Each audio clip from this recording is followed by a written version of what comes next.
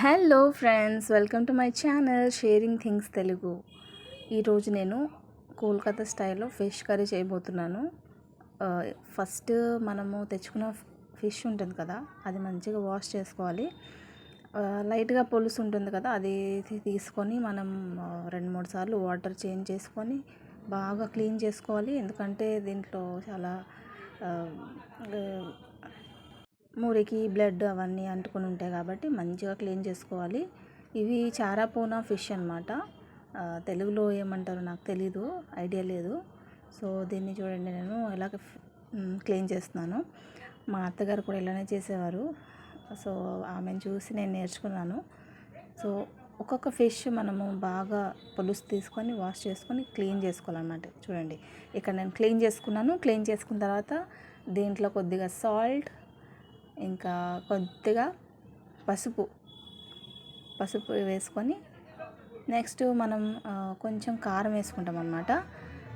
కారం కొంచెం లైట్గా వేసుకొని ఈ మూడు మంచిగా ఫిష్కి పట్టినట్టు వేసుకొని మంచిగా కలుపుకోవాలన్నమాట.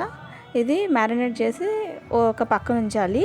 నెక్స్ట్ ఇక్కడ సాన తీసుకున్నాను. సానలో నేను ఫ్రెష్ మసాలా అనేది వాడుతున్నాను. మసాలా నూరాలి ఇప్పుడు నేను. సో అల్లం, వెల్లుల్లి, ఇంకా జీలకర్ర, ఆవాలు, ఇవి పడితే చాలు. ఇవి మంచిగా ఒక ముద్దలాగా చేసుకోవాలి.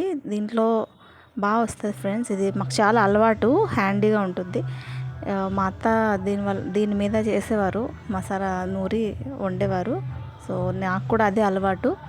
చికెన్కి అయితే నేను అల్లం వెల్లుల్లి పేస్ట్ వేసేస్తాను, కానీ దీనికి ఫిష్కి మాత్రం నేను ఇవి ఆవాలు ఇవన్నీ నూరాలి కాబట్టి దీంట్లో నేను నూరాను. చూడండి, ఆ మసాలా పేస్ట్, ఇంకా ఆనియన్స్, టొమాటో, ఇంకా పచ్చిమిర్చి, ఈ 3 కావాలి. ఫస్ట్ నేను ప్యాన్ హీట్ అవ్వగానే దాంట్లో ఇక్కడ ఆవాల నూనె యూస్ చేస్తున్నాను. ఇక్కడ కోల్కతాలో ఆవాల నూనె ఫేమస్ కదా, ఇంకా స్పెషల్గా నాన్ వెజ్కి ఆవాల నూనె వాడతారనమాట.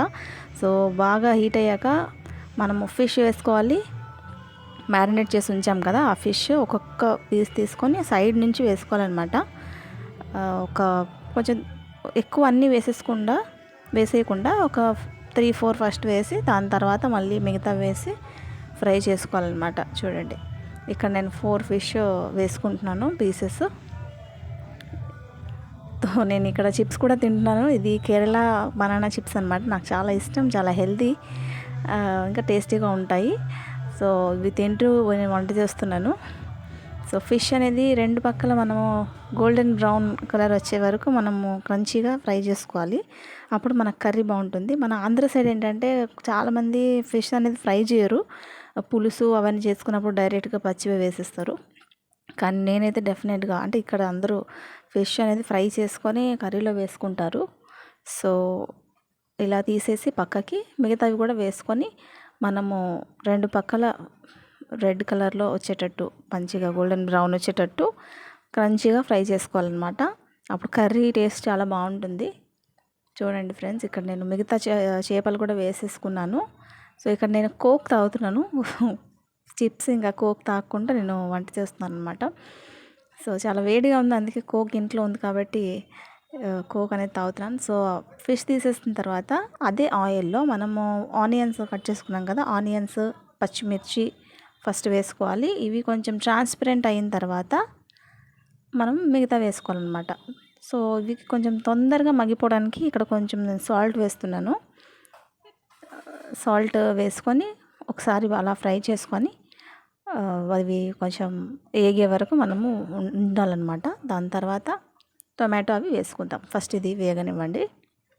చూడండి ఫ్రెండ్స్, ఇక్కడ నేను ప్రాసెస్ చేస్తున్నాను. నెక్స్ట్ అది వేగాక మనము ఈ మసాలా ఉంది కదా ముద్ద, అది వేసేసుకోవాలి. దాని తర్వాత ఇది కొంచెం మంచిగా ఆయిల్లో కలిసిపోయినట్టు మంచిగా కలపాలి. మనం ఆల్రెడీ సాల్ట్ వేసాం కాబట్టి ఇవి బాగా మిక్స్ అయిపోతాయి, సాఫ్ట్ అయిపోతాయి తొందరగా. నెక్స్ట్ టొమాటోస్ ఉన్నాయి కదా, అవి కూడా ఈ స్టేజ్లో వేసుకోవాలి. సో టొమాటోస్ సాఫ్ట్ అవ్వడానికి కొంచెం టైం పడుతుంది, అందుకే మనం కొంచెం పసుపు అవి వేసుకొని మనం మూత పెట్టుకొని కొంచెం సాఫ్ట్ అయ్యే వరకు వెయిట్ చేయాలి. మధ్య మధ్యలో కలుపుతూ ఉండాలి. సో ఇక్కడ నేను కలిపి ఒకసారి మూత పెట్టేశాను. మూత పెట్టి నెక్స్ట్ మళ్ళీ మనం మూత తీసి మధ్య మధ్యలో కలుపుతుండాలన్నమాట. ఇలా ఆయిల్ సెపరేట్ అయిపోతూ ఉన్నప్పుడు మనకి ఈ మసాలా అనేది బాగా కుక్ అయిపోయినట్టు. సో నెక్స్ట్ మనము లాస్ట్ కారం వేసుకుంటాం అన్నమాట. మీరు కొంచెం కారం ఎక్కువ తింటే కారం ఎక్కువ వేసుకోండి, తక్కువ తింటే తక్కువ వేసుకోండి. ఎందుకంటే మనం ఆల్రెడీ దీంట్లో పచ్చిమిర్చి వేసాము చాలా, కాబట్టి మనం కారం చూసుకొని వేసుకోవాలి. సో నెక్స్ట్ లాస్ట్ మనకి గరం మసాలా వేస్తున్నాను. గరం మసాలా వేసి కూడా బాగా కలుపుకోవాలి. చూడండి ఆయిల్ మొత్తం సెపరేట్ అయిపోయింది మసాలా నుంచి. ఈ స్టేజ్లో మనము ఇంకెక్కువ ఉడికించుకోకూడదు, అంటే కుక్ చేయకూడదు. ఇప్పుడు వాటర్ పోసేసుకోవాలి. వాటర్ పోసేసుకొని వాటర్ బాయిల్ అయినప్పుడు మనం ఫిష్ పీసెస్ అనేవి వేసుకోవాలన్నమాట. సో ఇప్పుడే ఈ స్టేజ్లో మనం ఉప్పు కారం అన్నీ చూసుకోవాలి, సరిపోకపోతే మనం వేసుకోవాలి. చూడండి ఫ్రెండ్స్, ఇక్కడ నేను అన్నం కూడా వండేస్తున్నాను ఒక పక్క. సో అన్నం ఇంకా ఫిష్ కర్రీ అంతే, చారు ఏం లేదు. మా ఇంట్లో తిన్నారనమాట. నాన్ వెజ్ ఉంటే పప్పు చారు ఏం అవసరం లేదు, ఆ గ్రేవీతోనే తినేస్తారు. సో ఇలా బాయిల్ వచ్చేసరికి మనకి ఈ ఫిష్ అనేది వేసేసుకోవాలి. ఈ స్టేజ్లో వేసేసుకొని ఇంకా మూత పెట్టుకోకూడదు, అవి అలానే అయిపోతాయి. మీకు ఎక్కువ గ్రేవీ కావాలనుకుంటే కొంచెం కొంచెం మరిగినప్పుడు ఆపేయండి.